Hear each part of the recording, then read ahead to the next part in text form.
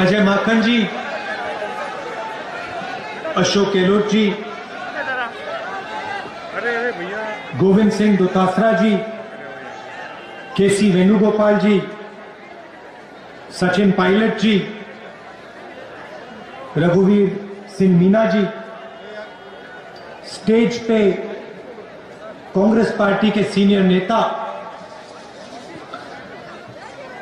भाइयों और बहनों, किसानों, आप सबका यहां दिल से मैं स्वागत करता हूं।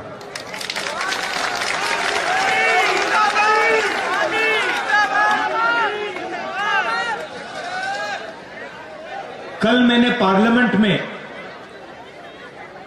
किसानों के मुद्दे पे भाषण किया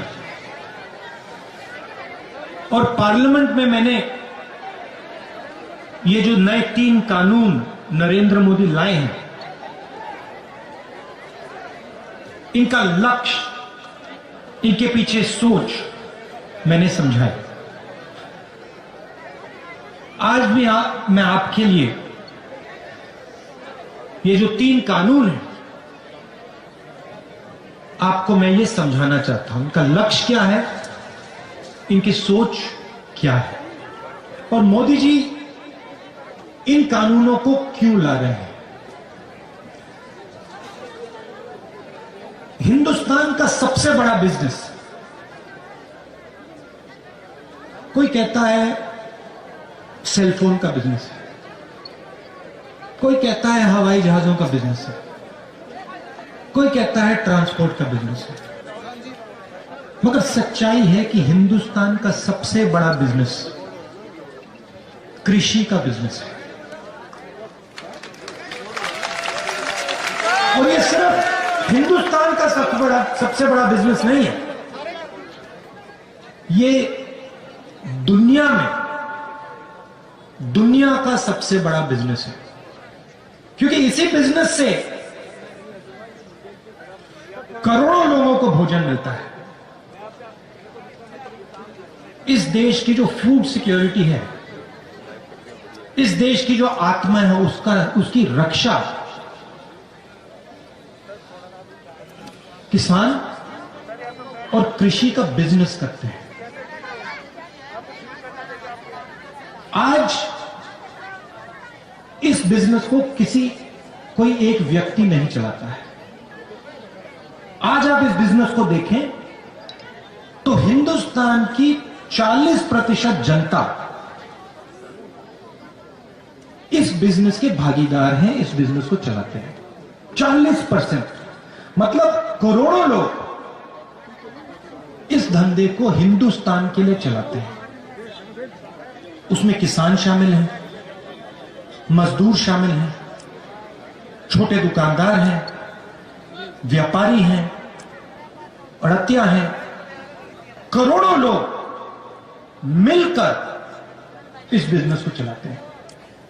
और कांग्रेस पार्टी की कोशिश रही है कि इस धंधे को हम कभी किसी एक व्यक्ति के हाथ में ना जाने दें। यह हमारा लक्ष्य रहा है। आजादी के दिन से आज तक यह हमारा लक्ष्य रहा है कि यह जो धंधा है, यह हिंदुस्तान के 40% लोगों का धंधा ही रहे, इनकी भागीदारी हो और किसी एक व्यक्ति के हाथ में यह धंधा ना चला जाए। और उसके लिए कांग्रेस पार्टी सालों से लड़ रही है। उदाहरण आपको दिखते हैं। अमूल कंपनी है, कांग्रेस पार्टी लाई थी।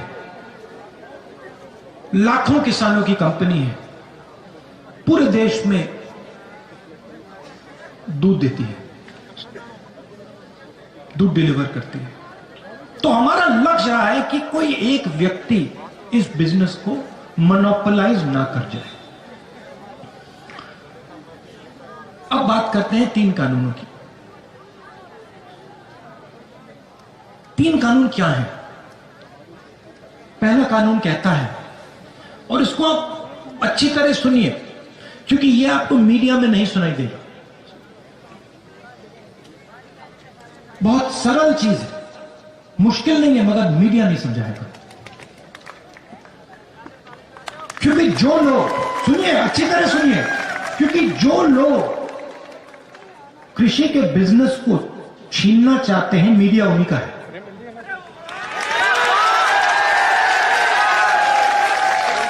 किससे छीनना चाहते हैं? किसान से, मजदूर से, छोटे व्यापारी से, दुकानदार से, इन सब से। 40% हिंदुस्तान से। पहला कानून कहता है कोई भी बड़ा बिजनेस देश में कहीं भी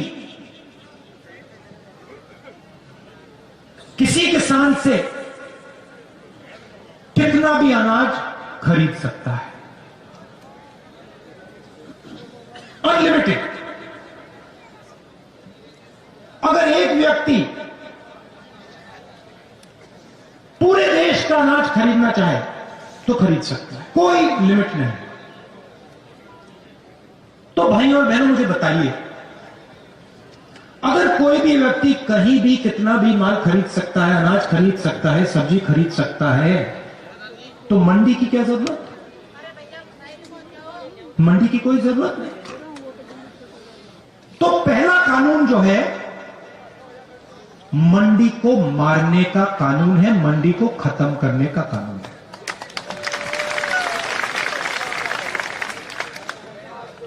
दूसरा कानून कहता है कि कोई भी उद्योगपति कितनी भी सब्जी, कितने भी अनाज, कितना भी फल, कितनी भी देर के लिए स्टोर कर सकता है, रख सकता है, कोई लिमिट नहीं। अगर एक व्यक्ति के पास कंपनी हो, वो पूरे देश के गन्ने को स्टोरेज में रख सकता है। मतलब यह व्यक्ति जो पूरे देश में स्टोरेज कर सकता है, वो दाम को कंट्रोल कर पाएगा। बात समझिए, आज क्या होता है? आज अनाज मंडी में बिकता है, जमाखोरी कोई नहीं कर सकता, कानून के खिलाफ है। जैसे ये दूसरा कानून लागू होगा, हिंदुस्तान में अनलिमिटेड, बिना लगाम जमाखोरी चालू हो जाएगी। कौन करेंगे? हिंदुस्तान के सबसे अमीर अरबपति लोग। अब क्या होगा? किसान जाएगा अपना माल बेचने, उसके सामने कौन खड़ा होगा? छोटा व्यापारी नहीं, मंडी नहीं मिलेगी। हिंदुस्तान के सबसे अमीर उद्योगपति उसके सामने खड़े होंगे।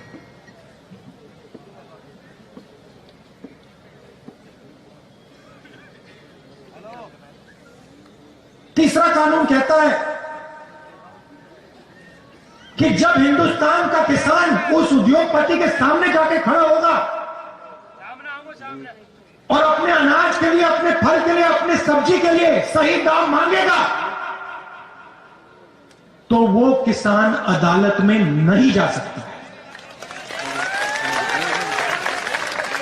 पहला कानून मंडी को मारने का, दूसरा कानून एसेंशियल कमोडिटीज एक्ट को खत्म करने का और जमाखोरी चालू करने का, और तीसरा कानून किसान के हाथ से न्याय छीनने का।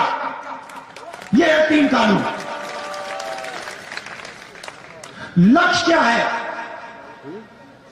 लक्ष्य है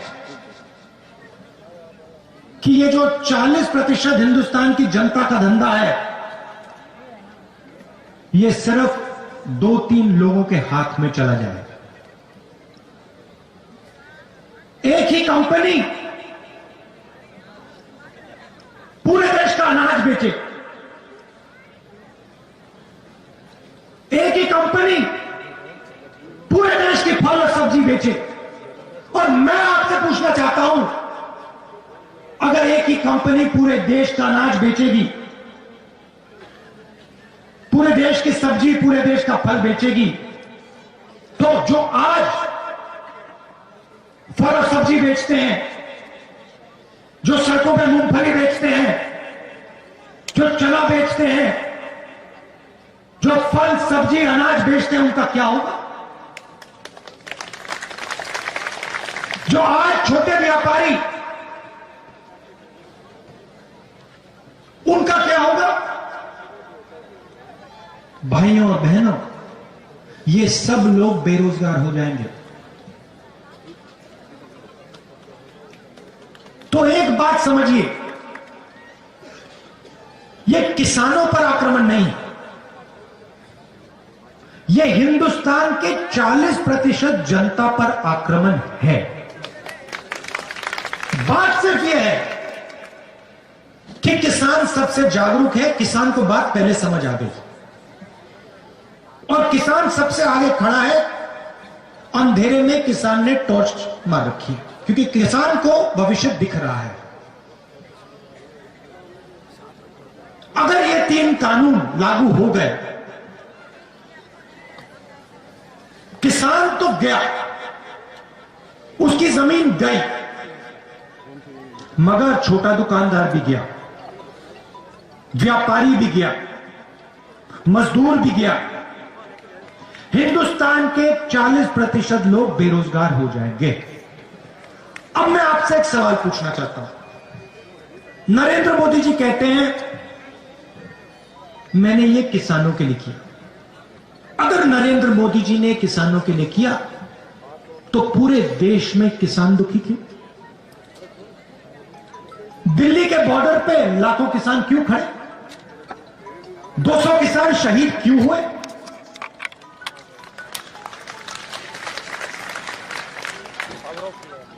तो ये किसानों के लिए तो नहीं किया, ना ये छोटे दुकानदारों के लिए किया, ना ये मजदूरों के लिए किया।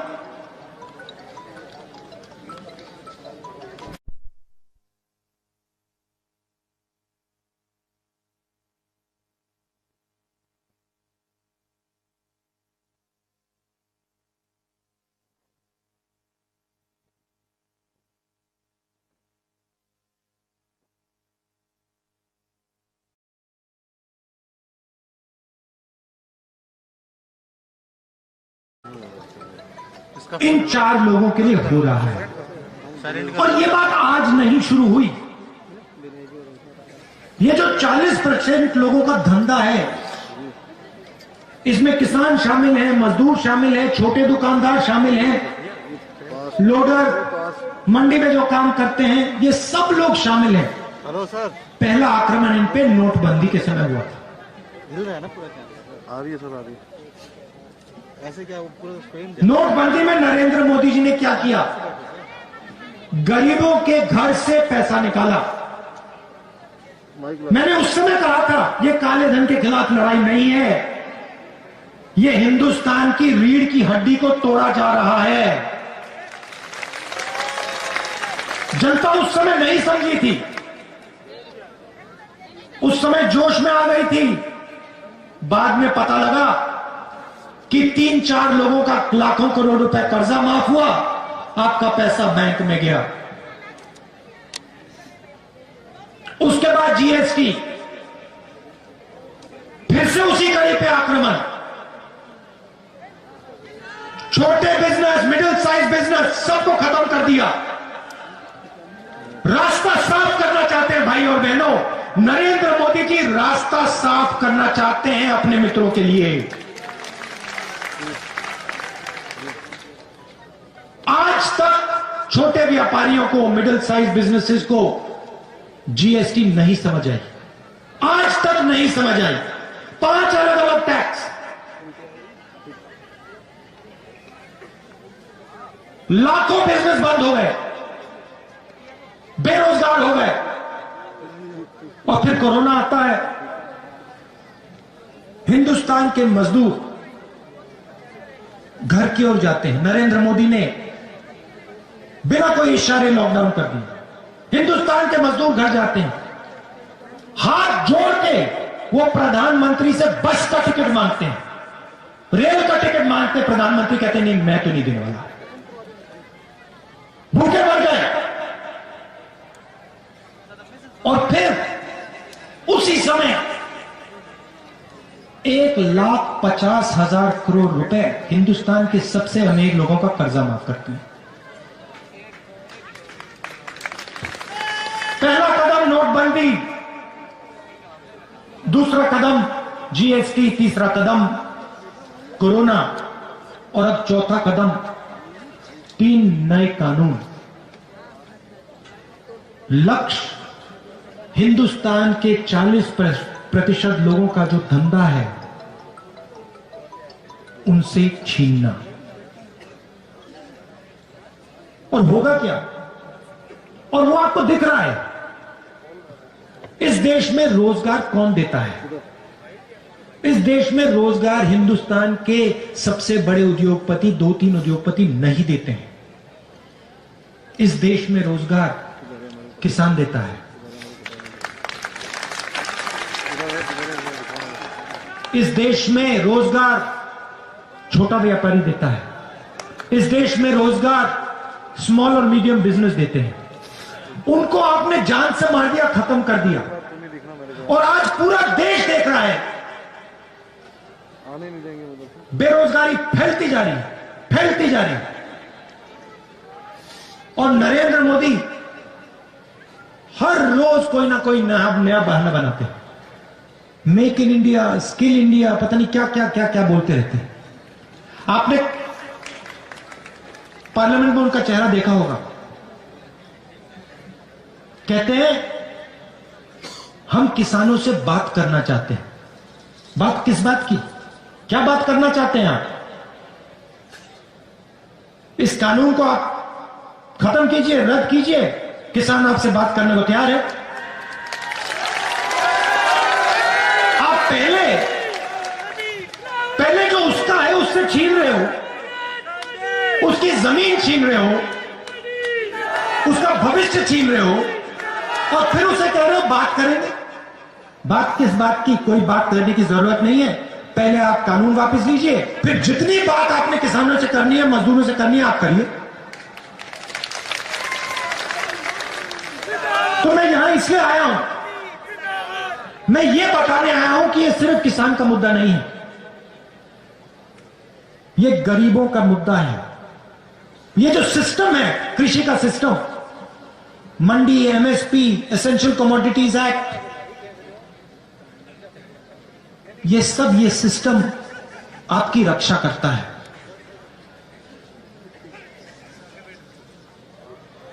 इस ढांचे को नरेंद्र मोदी तोड़ने की कोशिश कर रहे हैं। और मैं आपको यहां आश्वासन देने आया हूं कि कांग्रेस पार्टी किसानों के साथ, मजदूरों के साथ, गरीबों के साथ खड़े होकर ये कानून को आगे हम बढ़ने नहीं देंगे। इन कानून को हम रद्द करके ही दिखाएंगे। आखिरी बात मैं आपसे कहना चाहता हूं, अब देखिए,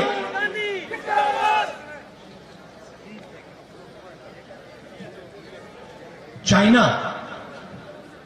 हिंदुस्तान की जमीन के अंदर आया। हजारों किलोमीटर जमीन चीन की सेना ने हिंदुस्तान से छीनी। हमारे जवानों को शहीद किया। और कल लोकसभा में, राज्यसभा में डिफेंस मिनिस्टर आते हैं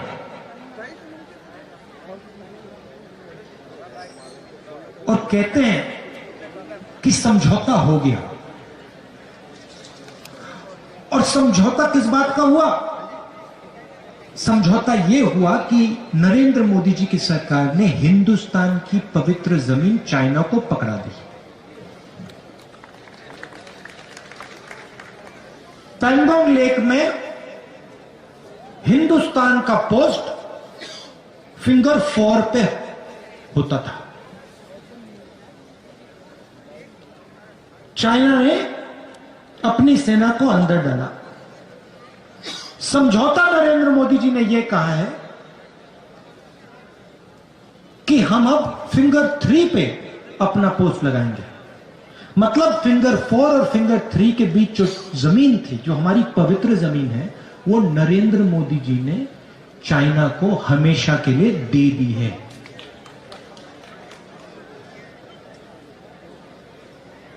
चाइना के सामने खड़े नहीं होंगे, किसानों को धमकी देंगे, किसानों को मारेंगे, पीटेंगे, दीवार बनाएंगे और चाइना को हिंदुस्तान की जमीन देंगे। यह नरेंद्र मोदी जी की सच्चाई है।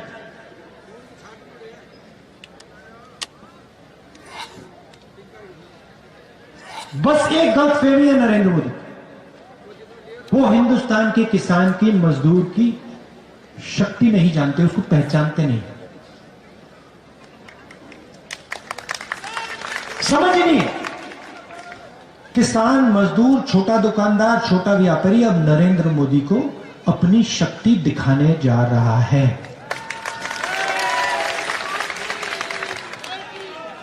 आप सब दूर दूर से आए, इसके लिए दिल से मैं आपका धन्यवाद करता हूं। नमस्कार, जय हिंद।